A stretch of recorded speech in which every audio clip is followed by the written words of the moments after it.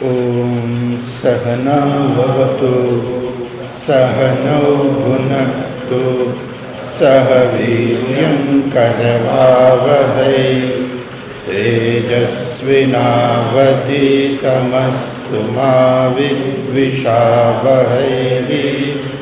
ॐ शान्ति शान्ति शान्तिः।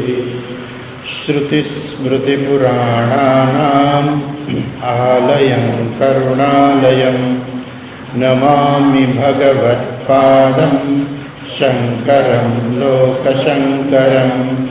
शङ्करं शङ्कराचार्यं केशवं बादरायणं सूत्रभाष्यकृतौ वन्दे भगवन्तौ पुनः पुनः।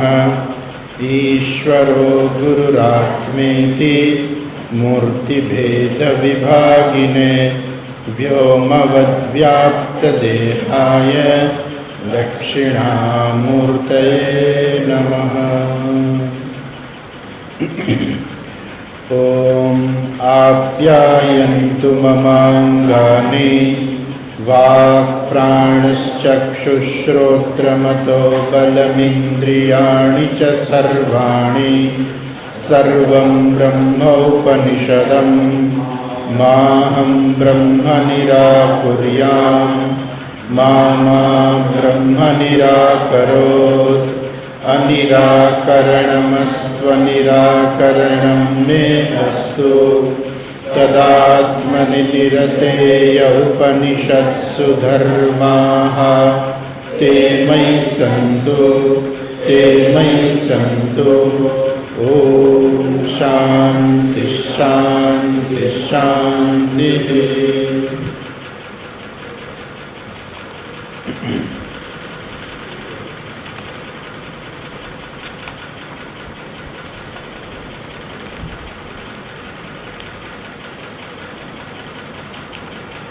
पाना नंबर 107 पर ब्रह्म देवेभ्यो विजज्ञे तस्यः ब्रह्मणो विजये देवा अमहीयन्त।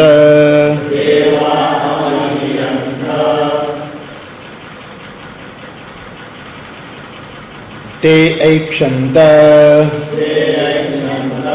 अस्माकम् एव अयं विजयः। अस्माकम् एव अयं महिमा इति तद्धेषां विजज्ञौ तेभ्योः प्रादुर्बभूव तन्न विजानत किमिदं यक्षमिति।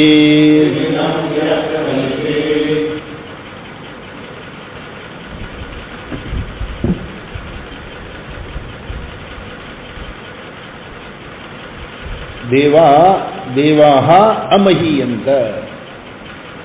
देवताओ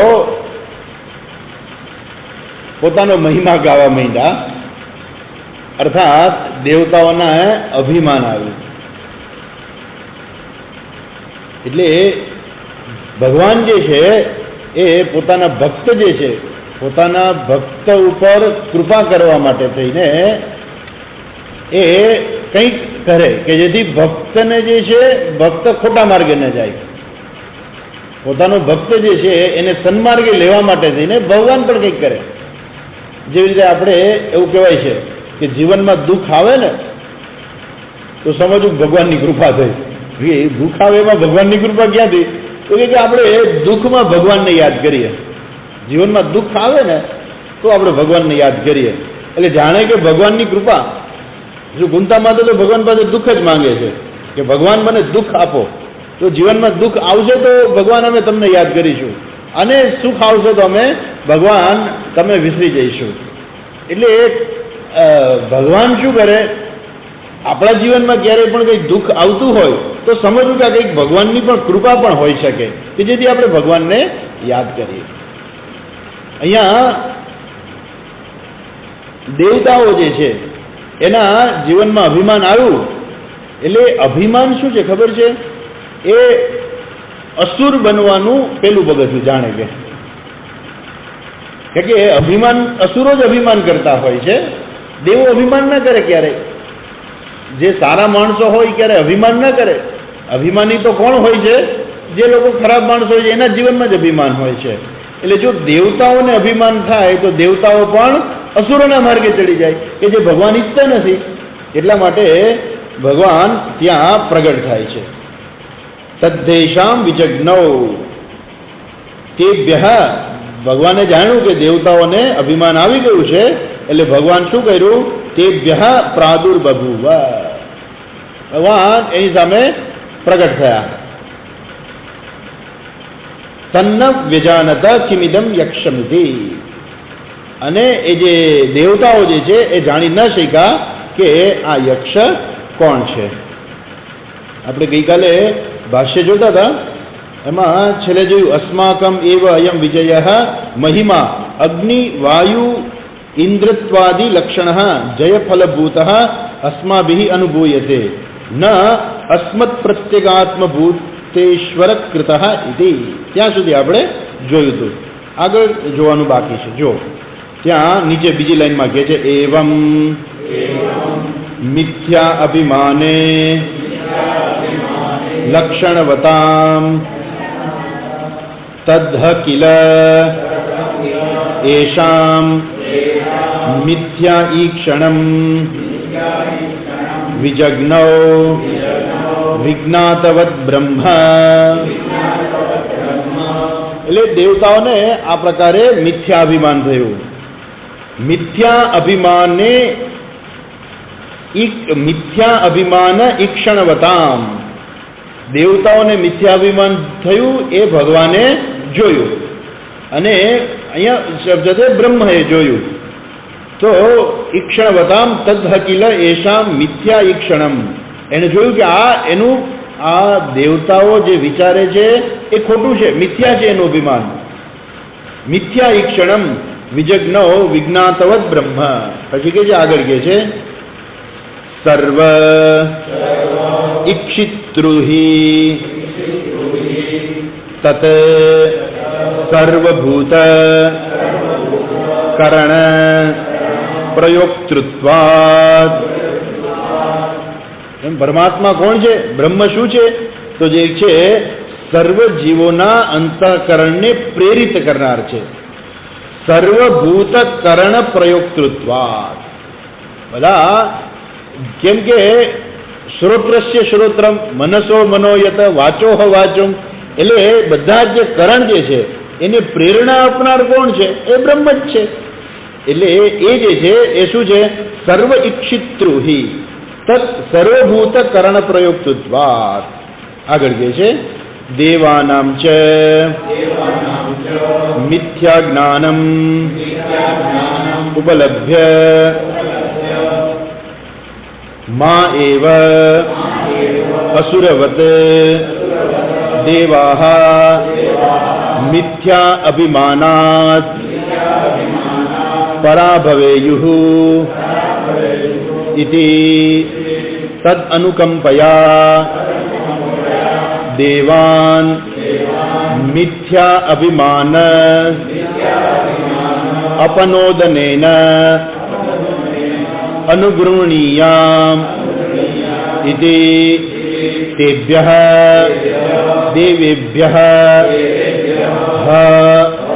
કિલ અર્થાય પ્રાદુર્બભૂવ સ્વયોગ માહાત્મ્ય નિર્મિતેન અદ્ભુતેન વિસ્માપનીયેન રૂપેણ દેવાનામ ઇન્દ્રિયગોચરે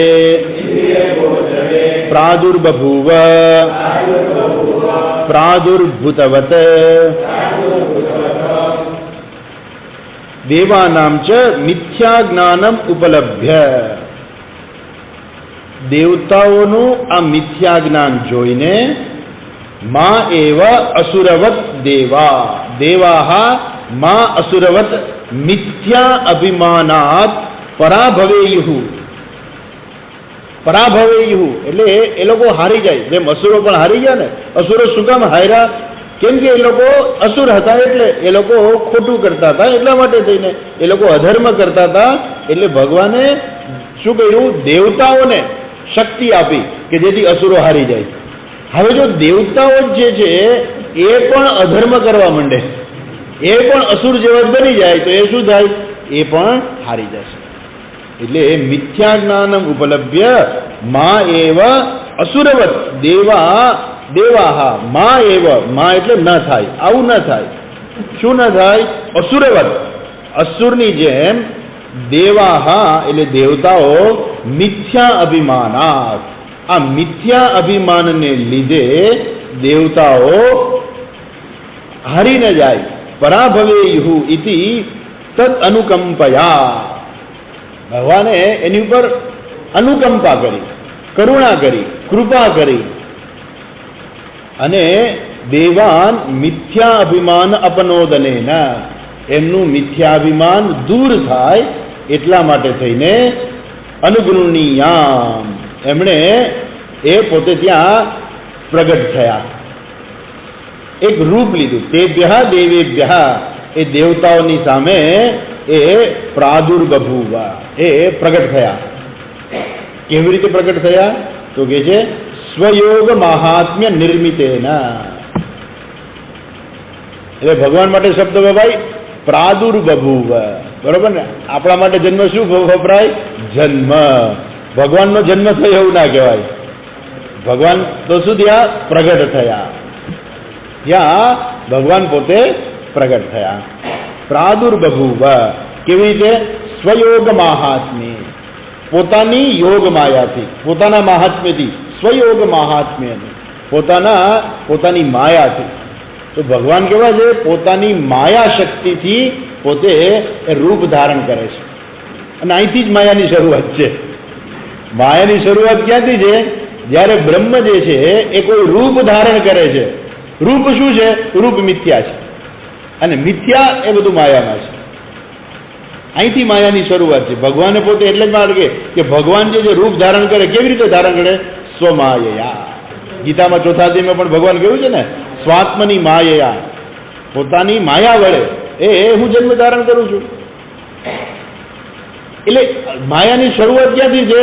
આ જ્યાંથી ઇન્દ્રિયો જે છે, ઇન્દ્રિયોની જે દ્રષ્ટિ જે છે, જે આપણે રૂપ ને બધું જોઈએ છીએ ને, આ બધું માયાની શરૂઆત. એ બધું માયા છે. કેવી રીતે? એવી રીતે સ્વપ્નની અંદર. સ્વપ્નની અંદર કોણ છે? બીજું કોઈ છે આપણા સિવાય? સ્વપ્નની અંદર કોણ છે? સ્વપ્ન જોનારો કોણ છું? હું જ છું. સત્ય પણ શું છે? હું જ છું. પણ એ સ્વપ્નની અંદર હું કેટલું બધું જોઉં છું. સ્વપ્નની અંદર અનેક વસ્તુઓ હું જોઉં છું. આખી દુનિયા હું જોઉં છું સ્વપ્નની અંદર. એમાં જે મારા સગાવાલા હોય એ બધાને જોઉં છું. જેની યાર પ્રોબ્લેમ થયો હોય એને હું જોઉં છું. જેની સાથે મારે ખૂબ બનતું હોય એને પણ હું જોઉં છું. તો આખી દુનિયા, વાહનોને પણ હું જોઉં છું. આકાશ, અગ્નિ, વાયુ બધું હું જોઉં છું સ્વપ્નની અંદર. હા, સ્વપ્નની અંદર બધું આપણે જોઈએ છીએ, પણ શું એ ખરેખર છે? ખરું નહીં. એ ખરેખર છે નહીં. એ કોની માયા છે? સ્વાત્મ માયા, આપણી પોતાની માયા છે. ક્યાં છે? સ્વપ્નની અંદર. સ્વપ્નની અંદર આપણી પોતાની માયાથી આપણે આખું જગત રચીએ છીએ. બધું છે, એમાં બધું દેખાય છે, પણ ખરેખર કાંઈ છે નહીં. છતાંય આપણને દેખાય છે. આપણે એમાં સ્વપ્નની અંદર બધા સાથે વાતો કરીએ છીએ, ખાઈ પીએ છીએ, મજા કરીએ છીએ, ઝઘડીએ છીએ, કોઈને મારીએ છીએ, કોકનો માર ખાઈએ છીએ, ગરીબ બની જઈએ છીએ, પૈસાદાર બની જઈએ છીએ, ભૂખા થઈએ છીએ, ખાઈ પીને મજાઈ કરીએ છીએ, બધું થાય. સ્વપ્નની અંદર બધું જ થાય છે, પણ આમાંનું કોઈ વસ્તુ સત્ય નથી. એમ સ્વપ્નની દુનિયા જે છે એ વ્યષ્ટિ દુનિયા છે, અને આ દુનિયા કઈ છે? ભગવાનની સમષ્ટિ દુનિયા છે. એટલે આ પણ દુનિયા કેવી છે? ભગવાનની પણ કેવું છે? સ્વપ્નવત છે. જેવી રીતે ખરેખર સત્ય નથી. જેવી રીતે આપણે અરીસામાં જોઈએ તો અરીસામાં જે વસ્તુ દેખાય છે કંઈ સત્ય નથી. વિશ્વમ દર્પણ દૃશ્યમાન નગરી તુલ્ય નિજાંતર્ગતમ પશ્યન્નાત્મની માયયા બહિરીવો. આ બધું શું છે? પશ્યન્નાત્મની માયયા. બસ આ બધું જે છે એ માયાને કારણે આપણને બધું દેખાય છે. કેમ માયાને કારણે દેખાય છે? જો માયાને કારણે દેખાય છે એટલે શું ખબર છે? ભગવાનને આપણને આંખ એવી આપી છે ને કે આપણે મર્યાદિત વસ્તુ જ જોઈ શકીએ છીએ. જે વૈજ્ઞાનિકો શું કહે છે કે આપણે જે જોઈએ છીએ ને એ એક પ્રકારની ફ્રીક્વન્સી છે. આપણી આંખ એવું મશીન છે કે જે એક પ્રકારની ફ્રીક્વન્સી જોઈ શકે છે. મનુષ્યની આંખ, પ્રાણીઓની આંખ જુદા પ્રકારની હોય છે. એ કયા પ્રકારની ફ્રીક્વન્સી જોઈ શકે છે આપણને ખબર નથી. વૈજ્ઞાનિકો કદાચ જાણી પણ શકે છે કે પ્રાણીઓની આંખ જે છે કયા પ્રકારની ફ્રીક્વન્સી જોઈ શકે છે. આપણે કાન જે છે અમુક પ્રકારની ફ્રીક્વન્સી આપણે સાંભળી શકીએ છીએ. બધી ફ્રીક્વન્સી આપણે નથી સાંભળી શકતા. એટલે વેલ માછલી વાતો કરતી હોય તો આપણને ખબર ના પડે, પણ એ લોકો વાતો કરે. હાથી જે છે એ અમુક પ્રકારનો અવાજ કાઢે તો આપણે સાંભળી ના શકીએ, પણ બીજો હાથી સાંભળતો હોય. એ વૈજ્ઞાનિકોએ એની ઉપર સંશોધન પણ કર્યા છે અને એના પુરાવા પણ મળ્યા છે. તો કહેવાનો આશય શું છે કે ભગવાને આપણને જે આંખ અને કાન આપ્યા છે ને એ બધા કેવા છે? એક મર્યાદામાં આપ્યા છે કે એટલે આપણે આટલું જ જોઈ શકીએ. બરોબર છે? આપણે બીજી ફ્રીક્વન્સી નથી જોઈ શકતા. આપણી આંખ જે છે એ અવાજની ફ્રીક્વન્સી જોઈ નથી શકતી. આપણા કાન જે છે એ પ્રકાશની ફ્રીક્વન્સી નથી સાંભળી શકતા. વૈજ્ઞાનિકોને ખબર છે કે આ પ્રકારની જુદી જુદી ફ્રીક્વન્સી છે. એટલે એ લોકો શું કરે કે અમુક ફ્રીક્વન્સી હોય એને કન્વર્ટ કરી નાખે. આપણી પાસે જે ટીવી જે છે, ટીવી શું છે? ટીવીની અંદર બે પ્રકારની ફ્રીક્વન્સી આવે છે. દ્રશ્ય પ્રકાશની ફ્રીક્વન્સી પણ આવે છે અને અવાજની ફ્રીક્વન્સી પણ આવે છે. અને ટીવી જે છે એ પ્રકારે એવું એને મોડેલ તૈયાર કર્યું કે એમાંથી દ્રશ્ય પ્રકાશ છૂટો પડે અને અવાજ પણ છૂટો પડે. અને એની સાથે શું થાય ખબર છે? એ ફ્રીક્વન્સી જે છે એ બીજી ફ્રીક્વન્સીની અંદર મિક્સ થઈને આવે. એટલે આપણે દ્રશ્ય પ્રકાશ ક્યાંય દેખાય નહીં, પણ ટીવીમાં જાય ને પછી દેખાય. ટીવીમાં એ જ ફ્રીક્વન્સી જાય છે કે જે દ્રશ્ય પ્રકાશની ફ્રીક્વન્સી છે, પણ આપણે નરી આંખે નથી જોઈ શકતા. એ જ્યારે ટીવીમાં દાખલ થાય, ટીવીનું મશીન જે છે એ એને પાછું દ્રશ્ય પ્રકાશમાં કન્વર્ટ કરે, પછી આપણે જોઈ શકીએ. એ જ રીતે પેલા શું કરે લોકો? પેલા દ્રશ્ય પ્રકાશ હોય એને એ સ્પેશિયલ ફ્રીક્વન્સીની અંદર કન્વર્ટ કરી દે, એટલે એને લઈ જાય પછી, અને જ્યાં લઈ જવું હોય ત્યાં લઈ જાય. એટલે ઉપર અહીંથી ઉપર ફેંકે એટલે પેલો સેટેલાઇટ હોય એ એને પકડી લે, પકડીને એને રિફ્લેક્ટ કરે, વળી પાછી એ ફ્રીક્વન્સી અહીંયા આવે. પણ એ દ્રશ્ય પ્રકાશ કે અવાજ આપણે ક્યાંય રસ્તામાં ના જોઈ શકીએ. જેવું ટીવીમાં આવે ને એટલે ટીવી શું કરે? વધારાની ફ્રીક્વન્સીને જુદી કરી નાખે અને આપણે જે જોવાની હોય એ જ દેખાય આપણને. એમાં પછી દ્રશ્ય પ્રકાશની અંદર પણ પાછી એ લોકો શું કરે? એને બેસાડવા વાળી જુદી જુદી ફ્રીક્વન્સી હોય, લઈને આવવા વાળી જુદી જુદી ફ્રીક્વન્સી હોય. એટલે તમને જુદા જુદા ટીવીના જે જુદા જુદા ચેનલ હોય એ જુદી જુદી ચેનલની અંદર તમને જુદું જુદું બધું જોવા મળે. છે તો દ્રશ્ય પ્રકાશ જ, પણ એ એકની ઉપર બેસીને આવી હોય એની અંદર એને જુદા પ્રકારની ફ્રીક્વન્સી આપી દીધી હોય. એટલે એક ફ્રીક્વન્સી બીજી રીતે જાય એટલે તમને એક જુદી ચેનલમાં જ દેખાય. બીજી ફ્રીક્વન્સી જે બીજી ચેનલમાં જાય એટલે એમાંથી વળી જુદી ફ્રીક્વન્સી દેખાય. અને એ ફ્રીક્વન્સી આપણે જોઈએ એટલે આપણને દ્રશ્ય પ્રકાશ દેખાય, આપણને અવાજ પણ સંભળાય. ભગવાને આપણને આંખ અને કાન કેવા આપ્યા છે? મર્યાદામાં જ આપ્યા છે. આ ભગવાનની માયા છે. બધું નથી જોઈ શકતા આપણે, ઘણું જોઈ શકાય એવું છે, પણ આપણી આંખ કેવી છે? મર્યાદિત છે. એનું જ નામ માયા છે. માયા એટલે શું? કે આપણે બધું જોઈ જ નથી શકતા, અને આપણે એવું માનીએ છીએ કે જેટલું આપણે જોઈએ છીએ ને એટલું જ દુનિયા છે. એવું છે ને? તમારી અને મારી વચ્ચે કેટલાય બેક્ટેરિયા આંટા મારે છે, કેટલાય નાના નાના જીવડા આંટા મારે છે, પણ આપણે નથી જોઈ શકતા. કેમ? આપણી આંખની મર્યાદાને લીધે. બીજા કેટલાય અવાજના તરંગો અહીંયા આંટા મારે છે, પણ આપણે સાંભળી નથી શકતા. કેમ? આપણા કાનની મર્યાદાને લીધે. નહીં તો પછી શું થાય? માનો કે ભગવાન આપણને એવી તાકાત આપી હોત ને બધી ફ્રીક્વન્સી સંભળાય તો કેવો ઘોંઘાટ થાય એક હારે. તમે વિચાર કરો કે એક રૂમની અંદર એક સાથે જુદા જુદા સ્ટેશન વાળા બધા રેડિયો તમે ચાલુ કરો તો શું થાય? હાલ એક ભાઈ છે રાજકોટ રેડિયો સ્ટેશન સાંભળે, બીજા વિવિધ ભારતીમાં છે, ત્રીજા ઓલ ઇન્ડિયા સાંભળે, ત્રીજા શ્રીલંકા સાંભળતા હોય, બધા રેડિયો એક સાથે ફાસ્ટ વાગતા હોય, તો એમાં આપણને શું સંભળાય? કાંઈ ન સંભળાય. ભગવાને સારું કર્યું છે કે આપણને માત્ર આપણે જે અવાજના જે તરંગો છે, જે અમુક પ્રકારની ફ્રીક્વન્સી સાંભળી શકીએ છીએ. એટલે એક સાથે જાજા માણસો બોલતા હોય તો આપણે શું કહીએ કે ભાઈ અહીંયા ઘોંઘાટ બહુ થાય છે, આપણે બહાર જઈને વાત કરીએ, બરાબર? એમ અહીંયા એવો ઘોંઘાટ થાત કે આપણે કાંઈ સાંભળી જ ન શકીએ, કારણ કે બહાર જવું ક્યાં? બહાર એ જ ફ્રીક્વન્સી હોય, અંદર એ જ ફ્રીક્વન્સી છે. આપણે કાંઈ સાંભળી ના શકત, આપણે કાંઈ જોઈ ના શકત. પણ ભગવાને આપણને શું કર્યું છે? એવું આંખરૂપી એવું ફિલ્ટર આપ્યું છે કે આપણને બધું દેખાય નહીં, આપણને મર્યાદામાં જ દેખાય. તો આ જે ભગવાનની માયા છે, કેમ કે આપણે બધું નથી જોઈ શકતા. આપણે જેટલું જોઈએ છીએ, જેટલું સાંભળીએ છીએ, એને જ સત્ય માની લઈએ છીએ કે આટલું જ છે, આટલું જ સાચું છે, આ જ સત્ય છે, આટલો જ અવાજ છે, આટલું જ દેખાય છે, ને આ જ વસ્તુ છે. પણ એ સત્ય એમ ભગવાન જે છે એ ભગવાન એની જ માયા છે. એટલે ભગવાન પણ પોતે શું કરે? પોતાની માયા દ્વારા એ કોઈક રૂપ ધારણ કરે છે, જેને આપણે અવતાર કહીએ છીએ. પ્રાદુર્બભુવ એ પ્રગટ થાય છે. કેમ કે પોતાની માયા વડે એમણે જન્મ નથી લેવો પડતો. ગીતામાં અર્જુન જ્યારે પૂછે છે ભગવાનને, ભગવાન કહે છે કે બહુની મે વ્યતીતાની જન્માની તવ ચાર્જુન તાન્યહમ વેદ સર્વાણી નત્વમ વેત્થ પરંતપ અજોપી સન્નવ્યાત્મા ભૂતાનામ ઈશ્વરોપી સન આત્મની સ્વાત્મ માયા. હું શું કરું છું? હું જન્મ ધારણ કરું છું. ભગવાન પોતાની માયાથી જન્મ ધારણ કરે છે. એનો અર્થ શું ખબર છે?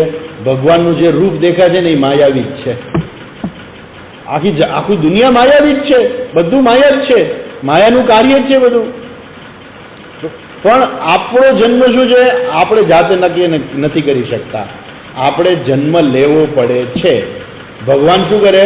પોતાની રીતે જ નક્કી કરે કે મારે પ્રગટ થવું કે કેમ. આપણે એવું ન કહી શકીએ કે હું પ્રગટ થયો. એટલે કોઈ પણ વ્યક્તિનો જે છે જન્મદિવસ આપણે ઉજવીએ, પણ એને એમ ન કહે કે આ તો એનો પ્રગટ થયાનો દિવસ છે, એમ ના કહેવાય. કોઈ પણ વ્યક્તિ જે જન્મ થયો હોય તો એનો પ્રાગટ્યોત્સવ એવું ના કહેવાય. એ શું છે? જન્મદિવસ કહેવાય. બરાબર છે, જન્મદિવસ જ કહેવો જોઈએ. એમાં કેમ કે લેવો પડે છે જન્મ, એટલે જન્મદિવસ કહેવાય. અને ભગવાન પ્રાદુર્બભુવ પ્રાગટ્ય છે ભગવાનનું. શું કામ એ પ્રાગટ્ય છે? સ્વાત્મની માયા, પોતાની માયા વડે એ પોતે જન્મ ધારણ કરે છે. સ્વયોગ મહાત્મ્યની, સ્વયોગ પોતાની યોગ માયા. એ યોગ માયા એટલે શું? આપણે સમજી ના શકીએ ને એને માયા કહેવાય. માયા એટલે શું? માયા નામની કોઈ વસ્તુ નથી, પણ આપણે સમજી ના શકીએ આ બધું કેમ છે, એનું જ નામ માયા છે. યા મા સા માયા, જે ખરેખર બધી છે નહીં. માયા ખરેખર, માયાનું કોઈ સ્વતંત્ર અસ્તિત્વ નથી. જે કંઈ છે બધું ઈશ્વર જ છે. પણ છતાંય આપણે એમ કહીએ કે માયાને લીધે, કારણ કે આપણી પાસે બીજું કંઈ છે જ નહીં જવાબ દેવાનું કારણ, બીજું કોઈ કારણ નથી, એટલે આપણે એક નામ આપી દીધું કે માયા. બસ. ભગવાન શું કરે છે? પોતાની માયા વડે સ્વયોગ મહાત્મ્ય નિર્મિતેન એને રૂપ ધારણ કર્યું. કેવું? અદ્ભુતેન વિસ્માપનીયેન રૂપેણ.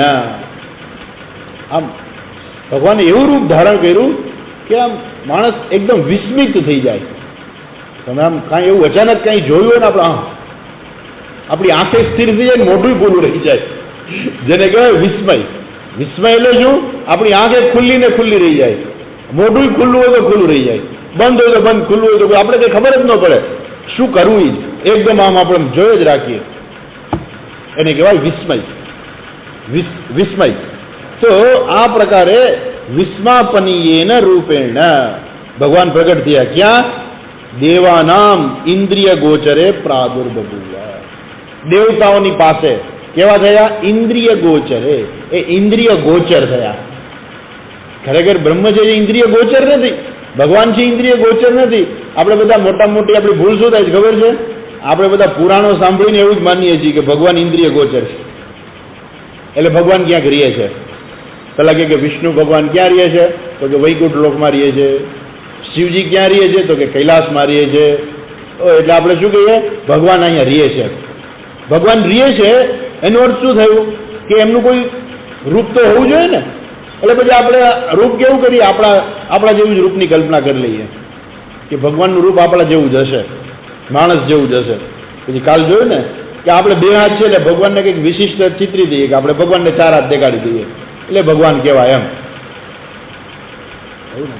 ભગવાનનું ખરેખર કોઈ રૂપ છે જ નહીં, પણ આપણી કલ્પનાને કારણે ભગવાન એવું રૂપ લે છે. કેમ કે એ તો માયાવી છે ને, એટલે એ તો ધારે એવું રૂપ ધારણ કરી શકે. આપણે એની બાળકૃષ્ણ રૂપે પૂજા કરીએ તો ભગવાન બાળકનું રૂપ લઈ લે. એને રૂપ લેવામાં શું વાંધો છે ભગવાનને? ધારે એ રૂપ લઈ શકે. આપણે પેલો કુંભાર હોય એની પાસે તમે પેલું નાનું બાળક હોય ને એ એમ કે મને છે ને નાનો રેડિયો બનાવી દો ને, એટલે પેલું ફટફટ કરી નાનો રેડિયો બનાવી દો. શું વાંધો છે નાનો રેડિયો બનાવો? પછી કે નાના મને કોડિયું બનાવી દો ને, તો જરા કોડિયું બનાવી દો. કેમ?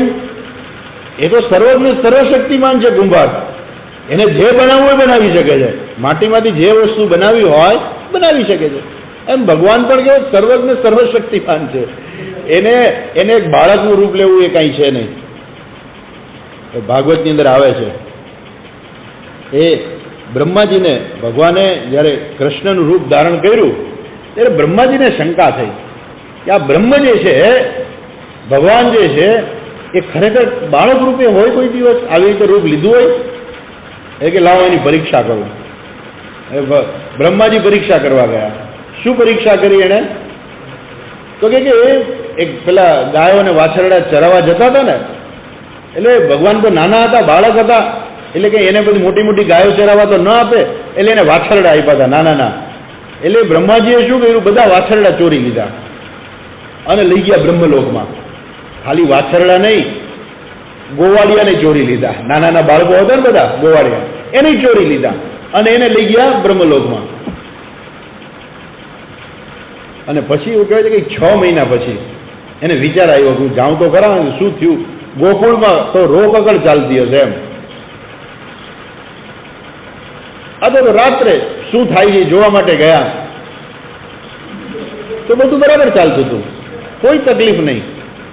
એ જેટલા વાછરડા અને ગોવાળિયા ચોરી ગયા હતા એ બધા ગોવાળિયા અને વાછરડા બધા એમને જ હતા. એટલે બ્રહ્માજીને શંકા થઈ કે ભાઈ હું ખરેખર લઈ ગયો હતો કે નહીં, કે આ પાછા નથી આવી ગયા ને એમ કઈ અચાનક. એટલે બ્રહ્માજી પાછા બ્રહ્મલોકમાં જોવા ગયા તો બધા વાછડા અને ગોવાળિયા બધા ત્યાં હાજર હતા. ને અહીં આવીને પાછું જોયું બધા, એમાં પાછો કઈ ભૂલ ભેદ કાંઈ ન થાય. જે વાછરડા નવા ઉત્પન્ન થયા એ બધાય વાછરડાએ પોતપોતાની માં શોધી લીધી. એને ખબર છે કે મારી માં કઈ છે. અને ત્યાં જોયું તો પાછા એટલા જ વાછરડા, ત્યાં ગોવાળિયા એટલા, બધું એટલું. ત્યારે એવું કહેવાય છે કે બ્રહ્માજીના અભિમાનનો ભંગ થયો, અથવા તો બ્રહ્માજીની શંકાનું નિવારણ થયું. એમને હતું કે આ કૃષ્ણ છે કેવી રીતે ભગવાન કે બ્રહ્મ હોઈ શકે? એટલે પરીક્ષા કરી તો ભગવાન જે છે એક ક્ષણની અંદર, ઈશ્વર પાસે એવી શક્તિ છે. એટલે આપણે તો આમ ભગવાનને સર્વજ્ઞ સર્વશક્તિમાન કેટલું માનતા હોય ખબર છે? ભગવાન મારી મુશ્કેલી દૂર કરી દો, બસ. દુનિયાનું જે થવું હોય તે થાય, તો મારી મુશ્કેલી દૂર કરી દો, બસ. ભગવાન આપણી મુશ્કેલી દૂર કરી દે ને, આપણે કહીએ ભગવાન તો સર્વજ્ઞ સર્વશક્તિમાન છે, એ આપણું એટલું જ છે. પણ ઈશ્વરનું સર્વજ્ઞપણું અને સર્વશક્તિમાનપણું કેવું છે? એક ક્ષણની અંદર એ ધારે એટલું ઉત્પન્ન કરી શકે છે. જેવું ધારે એવું, જ્યારે ધારે એવું, ત્યારે એક ક્ષણમાં ઉત્પન્ન કરી શકે છે. એનું નામ ઈશ્વરનું સર્વશક્તિમાનપણું છે. ઈશ્વરસ્ય ઈશનશીલ યોગ માયા, એ બધું પોતાની યોગ માયાથી એક ક્ષણમાં ધારે તે ઉત્પન્ન કરી શકે છે. અહીંયા એમણે એક ક્ષણની અંદર એક એવું રૂપ લીધું. કેવું રૂપ લીધું? તો કે છે ક્યાં ઉત્પન્ન થયા? તો કે છે દેવાનામ ઇન્દ્રિય ગોચરે, દેવતાઓની સામે એ પોતે ઇન્દ્રિય ગોચર એટલે પ્રગટ થયા, જો આંખેથી જોઈ શકાય એવું. પાછા ક્યાં? અહીંયા દેવતાઓની બાજુમાં નહીં, આમ દૂર પ્રગટ થયા. સાવ બાજુમાં નહીં, સેજ દૂર એમ, કે જેથી દેવતાઓની તરત નજર જાય એમ. આપણે ઘરમાં બેઠા હોય ને કોઈક આપણી ડેલીમાં આવે તરત જ ખબર પડી જાય ને કોણ આવ્યું. એમ એટલા દૂરે નહીં કે જેથી કંઈ ખબર ના પડે ને એટલા નજીક પણ નહીં કે જેથી સીધી વાત પણ થાય. થોડાક દૂરથી આમ જોઈ શકાય, ચોખ્ખું દેખાય.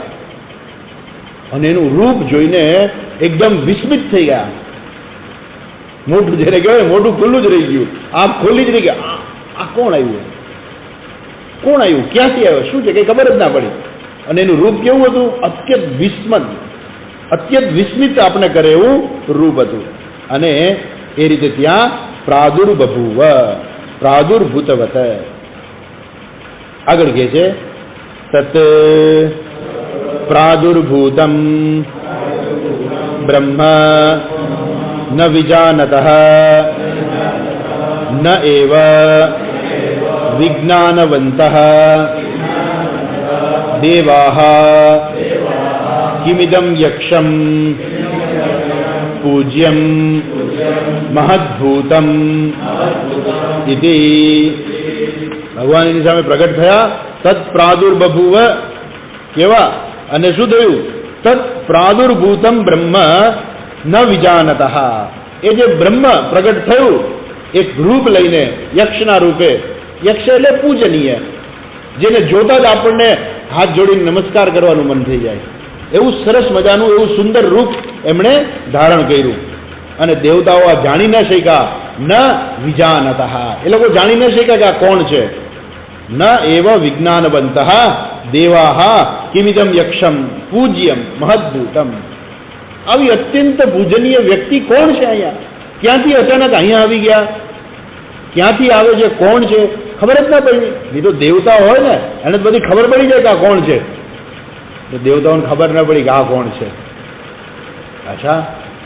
અને ત્યાં યક્ષ એટલે અત્યંત જેની ઉપર આપણને પૂજા, જેમની કહે ને કે પૂજા કરવાનું મન થાય, હાથ જોડીને નમસ્કાર કરવાનું મન થાય એવું સુંદર મજાનું રૂપ ધારણ કર્યું. પછી શું થયું જો કે છે તે અગ્નિમ અબ્રુવત, તે અગ્નિમ અબ્રુવત જાતવેદ જાતવેદ એતદ્વિજાનીહિ એતદ્વિજાનીહિ કિમિદં યક્ષમિતિ કિમિદં યક્ષમિતિ તથેતિ તથેતિ તે અગ્નિમ અબ્રુવત જાતવેદ એતદ્વિજાનીહિ. આ દેવતાઓ જે છે જે જાણી ન શક્યા એ દેવતાઓએ વિચાર કર્યું કે કોણ છે, ખબર ના પડી. એટલે એમ થયું કે તો આપણે કોકને મોકલીએ કે જાણીને આવે. કારણ કે દૂરથી ઉભા નથી કે ભાઈ કોણ છો તમે, ત્યાંથી સીધી વાત તો થતી નથી. અને અત્યંત પૂજનીય લાગે છે. કોઈ સામાન્ય હોય તો તમે એમ કહે ભાઈ કોણ છે, શું કામ છે, અહીંયા કેમ આવ્યા છો, તમે કહી શકો. પણ આ તો અત્યંત પૂજનીય છે. અને એટલી વ્યક્તિ નજીક પણ નથી કે એની સાથે સીધી વાત થઈ શકે. એટલે બધા ભેગા થઈ અને નક્કી કરે છે કે કોને મોકલવા, જાણવા માટે થઈને કે આ કોણ છે. એટલે બધા દેવતાઓએ ભેગા થઈને નક્કી કર્યું કે આપણે એક કામ કરીએ, અગ્નિને મોકલીએ, અગ્નિ દેવતાને મોકલીએ. એટલે અગ્નિ દેવતાને કહે છે તે અગ્નિમ અબ્રુવત. અગ્નિ દેવતાને કહે છે શું કહે છે?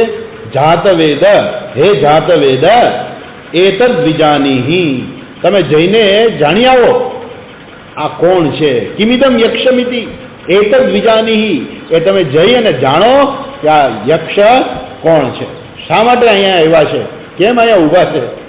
બરાબર. જો ભાષ્યમાં કહે છે તે તદ અજાનંતઃ દેવાઃ સાંતર્ભયાઃ તદ વિજિજ્ઞાસવઃ અગ્નિમ અગ્રગામિન જાતવેદસં સર્વજ્ઞકલ્પમ અબ્રુવન ઉક્તવन्तઃ. તે તદ અજાનંત દેવાહ, તે જે છે એ મૂળ મંત્રમાં છે. એટલે તેનો અર્થ શું છે? તે દેવાહ, તે દેવતાઓ. કયા દેવતાઓ? તદ અજાનંત, એમને ખબર નથી કે આ યક્ષ કોણ છે. એ જાણતા નહોતા એવા દેવતાઓએ નક્કી કર્યું. પાછા કેવા હતા? સાંતર્ભયા, આંતરિક રીતે એ લોકોને ભય હતો.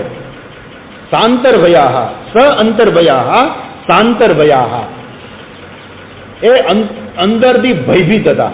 કારણ કે હમણાં જ યુદ્ધ થયું હતું અને આ કોણ આવ્યું કે આમ તો બધા જીતી ગયા હતા, બરોબર છે, અને બધા કહેતા હતા આ મારો મહિમાન, આ મારો મહિમાન, આમ બધું સરસ મજાનું એ લોકોની પાર્ટી ચાલતી હશે દેવતાઓની, અને એમાં આવ્યા. અચાનક એમ થયું હમણાં જ યુદ્ધ થયું છે ને આ કોણ આવ્યું અહીંયા?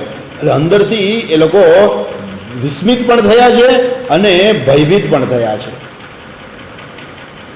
એવા જાણવાની ઈચ્છાવાળા જિજ્ઞાસવઃ, જેમને જાણવું હતું આ કોણ છે એ જાણવું હતું, એવા દેવાહ અગ્નિ, અગ્નિને શું કહ્યું? અગ્નિ એટલે કોણ?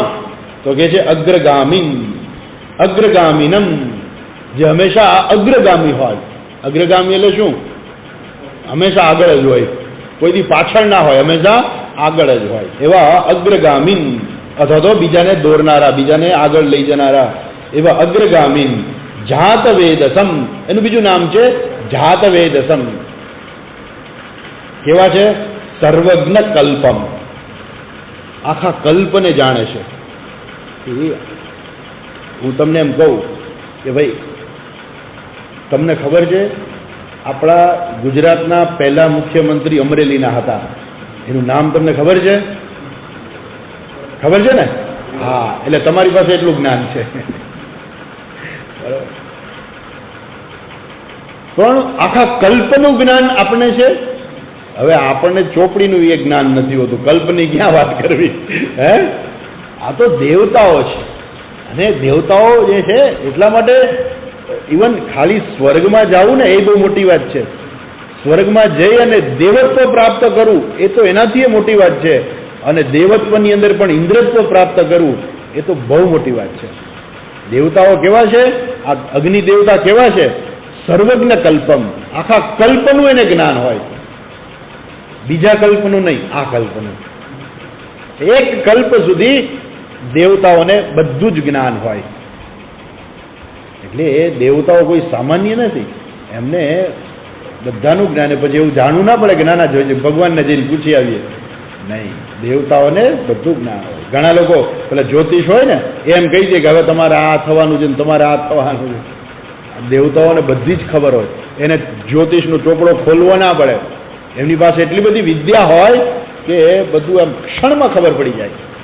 ના, હું તમને વાત કરી હતી ને કે અમુક વિદ્યા એવી છે કે આપણી કલ્પના બહારની વિદ્યા છે, જેને આપણે કલ્પના ના કરી શકીએ. એટલે હું જ્યારે સ્વામીજી પાસે ભણવા કોઈમ્બતુર ને ઋષિકેશ ગયો હતો તો મારી શરૂઆત ઋષિકેશથી થઈ. એટલે અમે પહેલાં ઋષિકેશ હું ગયો અને પછી ત્યાંથી કોઈમ્બતુર જવાનું હતું. ઋષિકેશ અમારો 1 મહિનાનો કેમ્પ હતો. એ વખતે કરવે મહારાજ કરીને આવ્યા, જ્યોતિષ હતા, બહુ મોટા જ્યોતિષ હતા. એટલે એ કોઈ પણ વ્યક્તિ આવે તેનો જન્માક્ષર જોઈ અને ઘણું બધું કહી દે, એમ કલ્પના બહારનું કહી દે. એ પેલા માણસને કલ્પના ના આવે. એવા બહુ મોટા જ્યોતિષ હતા. એમની એક પૌત્રી હતી, ક્યાં છે મને ખબર નથી, પણ એની પાસે એવી વિદ્યા હતી કે તમારું મોઢું જોઈને તમને કહી દે તમારી જન્મ તારીખ. એટલે મેં એવું કંઈ થોડું હોય, કોઈનું મોઢું જોઈને જન્મ તારીખ ખબર પડે? એટલે મેં તો કારણ કે આ મારી બુદ્ધિની બહારની વસ્તુ હતી. કોઈ માણસ જન્માક્ષર જઈને કોઈ જોઈને કહે ને તો એ આપણી બુદ્ધિની અંદર આવે, કેમ કે જન્માક્ષરની અંદર ગ્રહો લખ્યા છે, બરાબર. પણ આપણું મોઢું જોઈને આપણી જન્મ તારીખ કેવી રીતે કહી શકે? એ મારી બુદ્ધિની મર્યાદાની બહાર વસ્તુ હતી. એટલે મેં નક્કી કર્યું કે તો મારે પરીક્ષા કરવી છે. જેને કહ્યું કે મારે બેનને મળવું છે. મને કે જો બીજો કંઈ પ્રશ્ન નથી ને? મેં ના, બીજો કંઈ પ્રશ્ન નથી, મારે ખાલી જાણવું છે કે મારી જન્મ તારીખ કહી શકે છે. તો કે ભલે. હું ગયો અને એની પાસે જઈને બેઠો, તરત જ એને મારી જન્મ તારીખ કહી દીધી. કઈ વિદ્યા હતી એની પાસે? કે જે આપણી બુદ્ધિમાં આવે નહીં એ પ્રકારની વિદ્યા, એ આપણી બુદ્ધિની બહારની, આપણી કલ્પના બહારની વિદ્યા એની પાસે હતી, અને તરત જ મારી જન્મ તારીખ કહી દીધી. તો એને કેટલાના પ્રોબ્લેમ સોલ્વ કરી દીધા. ઘણા લોકોને જન્મ તારીખનો પ્રશ્ન નડતો હતો, એ બધાને ઘણાના પ્રોબ્લેમ સોલ્વ કરી દીધા. કારણ ઘણા લોકોને શંકા હોય કે મારી જન્મ તારીખ આ છે કે આ મને ખબર નથી, એને કહી દે કે તમારી જન્મ તારીખ આ છે, પરફેક્ટ કહી દે. પણ આશ્ચર્યની વાત એ છે કે એની પાસે એવી વિદ્યા હતી કે જે જન્મ તારીખ કહી શકે. હવે આ તો દેવતાઓ છે, માણસ પાસે જો આવી વિદ્યાઓ શક્ય છે તો દેવતાઓ પાસે કેવી વિદ્યા હોય? એટલે શંકરાચાર્ય એક શબ્દ વાપરે છે, સર્વજ્ઞ કલ્પમ. આ દેવતાઓ કેવા છે? સર્વજ્ઞ કલ્પમ. આખા કલ્પનું એમને જ્ઞાન હોય, એને સર્વજ્ઞ છે, એટલે બધી ઝીણી ઝીણી વસ્તુ જાણી શકે. એ જ્ઞાન થવાથી આપણે સર્વજ્ઞ બની જઈએ. પણ સર્વશક્તિમાન સર્વજ્ઞ બનીએ, પણ કેવા બનીએ? આપણી પાસે સર્વજ્ઞનું જ્ઞાન એટલે સામાન્ય જ્ઞાન હોય કે ભાઈ દરેક વસ્તુ છે એ બધું જ બ્રહ્મ છે, તો તમે સર્વજ્ઞ કહેવાઓ. પણ સર્વજ્ઞ કલ્પમ ના કહેવાઓ. આપણે જ્ઞાન પ્રાપ્ત કરી લઈએ ને તો આપણે સર્વજ્ઞ બની જઈએ, પણ સર્વવિત્ત ના બનીએ અને સર્વજ્ઞ કલ્પ ના બનીએ. અહીંયા શું કહે છે? સર્વજ્ઞ કલ્પમ. એટલે આખા કલ્પનું જ્ઞાન જે છે એ અગ્નિ દેવતા પાસે હોય. અચ્છા, પાછા આવીએ તો આવા મહાન અગ્નિ દેવતા એ જાણી ન શક્યા કે આ કોણ છે, અને જાણવા ગયા. બધા દેવતાઓ ભેગા થઈને કહ્યું કે અગ્નિ દેવતા તમે જઈને જાણી આવો કે આ યક્ષ કોણ છે. તથેતી. તથેતી એટલે શું? ભલે. એમ આપણે એમ કહે ને કે ભલે કહે ને જાઓ તો જરાક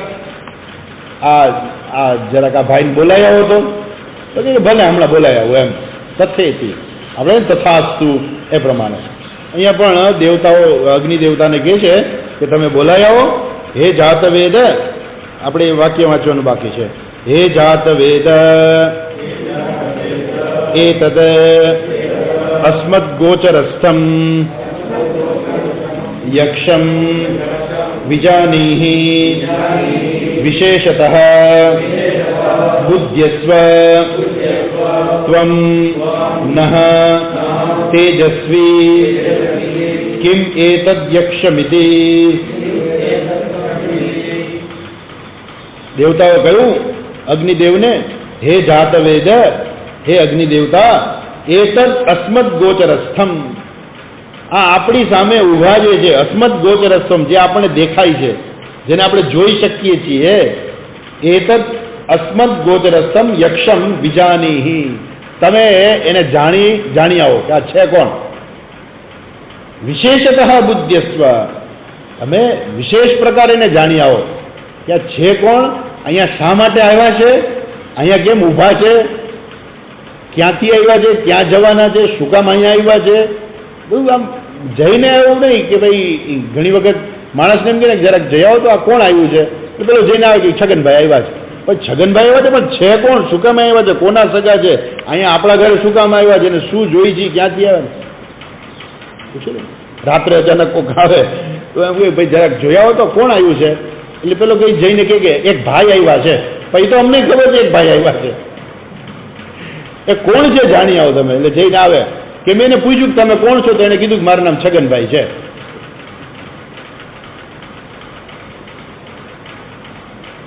જાણી આવવું એટલે બધું જાણી આવવાનું હોય એની પાસે. બુદ્ધિશાળી વ્યક્તિ હોય ને બધું જ જાણી લે. જ્યારે હનુમાનજી રામચંદ્રજી પાસે પહેલી વાર મળે છે ને, ત્યારે સુગ્રીવે જોયું કે આ બે કુમારો આવ્યા છે, બે પુરુષો છે. સુગ્રીવને વાલીનો ભય હતો, અને આ બંને પાસે, રામ અને લક્ષ્મણ પાસે ધનુષ બાણ હતા. એટલે એને વધારે ભય લાગ્યો કે આ સશસ્ત્ર છે, એટલે મને મારવા જ આવ્યા લાગે છે. એટલે હનુમાનજીને કીધું કે જાઓ તમે જાણી આવો કે આ કોણ છે, અહીંયા શું કામ આવ્યા છે, સશસ્ત્ર છે, નક્કી વાલીના જ માણસો લાગે છે, મને મારવા આવ્યા લાગે છે. હનુમાનજી જાય છે એની ઓળખાણ કરવા, અને જઈને એવો પ્રશ્ન પૂછે છે કે ભગવાન પણ ચકરી ખાઈ ગયા. જઈને કહે છે કે પહેલા તો એમ કહે છે કે તમે બે કોણ છો, પછી પોતે કહે છે કે તમે લાગો તો વનવાસી જેવા લાગો છો, કેમ કે વલકલ પહેરેલા છે. પણ તમે ધનુષ્બાણ લઈને ફરો છો. એટલે વનવાસી હોય જે એ લોકો ધનુષ્બાણ લઈને ના ફરે. એટલે જે તપસ્વી હોય, તમારો વેશ તપસ્વીનો છે પાછો, એટલે તપસ્વીઓ ક્યારે ધનુષ્બાણ લઈને ના ફરે.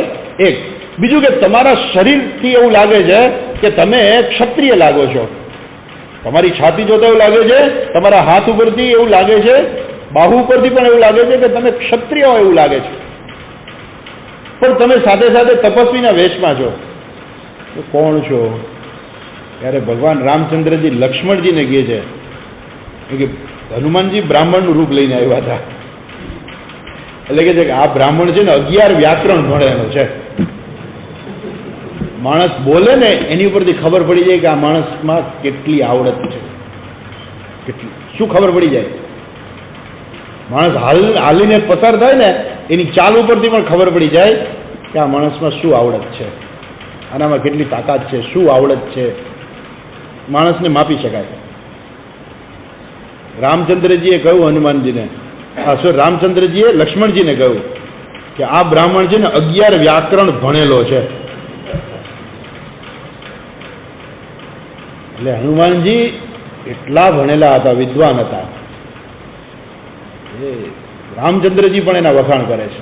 પ્રશ્ન ઉપરથી એને ખબર પડી જાય છે કે પણ હનુમાનજી જે છે એ સમજી જાય છે કે આ કોક એવી વ્યક્તિ છે, પણ એને પ્રશ્ન જ એવો કર્યો કે એની ઉપરથી એને બધી ખબર પડી જાય. કારણ કે જવાબ આપવો પડે ને. કારણ કે હનુમાનજીએ બે રીતે પ્રશ્ન પૂછ્યા કે તમે વેશ તપસ્વીનો લીધો છે, પણ તપસ્વીઓ ક્યારેય સશસ્ત્ર નીકળે નહીં, તમે ધનુષ્બાણ લઈને નીકળ્યા છો, તમે કોણ છો? પછી બીજું કે તમે તપસ્વી લાગો છો, પણ તમારા બાહુ પરથી તમને એવું લાગે છે કે તમે ક્ષત્રિય છો, તમે આમ આવા લાગો છો ને આમ આવા લાગો છો, તો તમે કોણ છો? એટલે વ્યક્તિએ જે જવાબ આપવો પડે ને કેવો આપવો પડે? પરફેક્ટ જ જવાબ આપવો પડે. ખાલી એમ ન પૂછ્યું કે તમારું નામ શું છે, એવું ના પૂછ્યું, સીધું બધું પૂછી લીધું એને. એનું નામ બુદ્ધિશાળી કહેવાય. એમ અહીંયા પણ દેવતાઓએ અગ્નિદેવને કહ્યું કે જાઓ તમે જાણી આવો આ યક્ષ કોણ છે. જો અગ્નિદેવતા જાય છે જાણવા માટે, કિમિદમ યક્ષમિતિ, તમે વિશેષતઃ બુદ્ધ્યસ્વ, વિશેષતઃ તમે જાણી લઈ આવો કે આ યક્ષ કોણ છે. કેવા છે પાછા? બુદ્ધ્યસ્વ ત્વમ નઃ તેજસ્વી, તમે તેજસ્વી છો અમારા બધામાં, અમારા બધાની અંદર તમે તો બહુ તેજસ્વી છો. તમે જાણીને લઈ આવો, તમે જાણી આવો કે આ યક્ષ કોણ છે. ત્વમ નઃ તેજસ્વી, તમારા જેવું તેજસ્વી કોઈ નથી. અમારામાં તમે અગ્રગામી છો, તમે આગળ ચાલનારા છો, તમારા જેવા તેજસ્વી કોઈ છે નહીં, માટે તમે જાણીને લઈ આવો. હોય ને જાણવું હોય તો કોઈક કે, બધા ગ્રુપ હોય તો એમાં એમ કે ને કે જે વધારે જાણી શકે, જેનામાં આવડત હોય ને એને મોકલે કે ભાઈ તમે જરાક આ કરી આવો ને, એના તમે કરી શકશો. એમ દેવતાઓને પણ ખબર હતી કે અગ્નિ દેવતાને પહેલા મોકલીએ. કેમ? એ બહુ તેજસ્વી છે, એ જાશે ને બધું જાણીને લઈ આવશે. અગ્નિ દેવતા જાય છે યક્ષ પાસે, જાણવા માટે જાય છે. પણ શું થયું? જાણવા તો ગયા, પણ શું થયું જો વાંચી લઈએ આપણે. તદ અભ્યદ્રવત, જો ચોથો મંત્ર. તદ અભ્યદ્રવત તમ અભ્યવદત તમ અભ્યત્વદત કોસી કોસી અગ્નિર્વા અહમસ્મી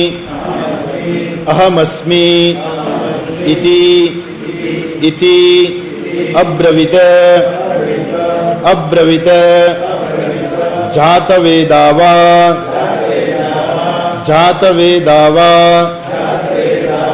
અહમસ્મી ઇતિ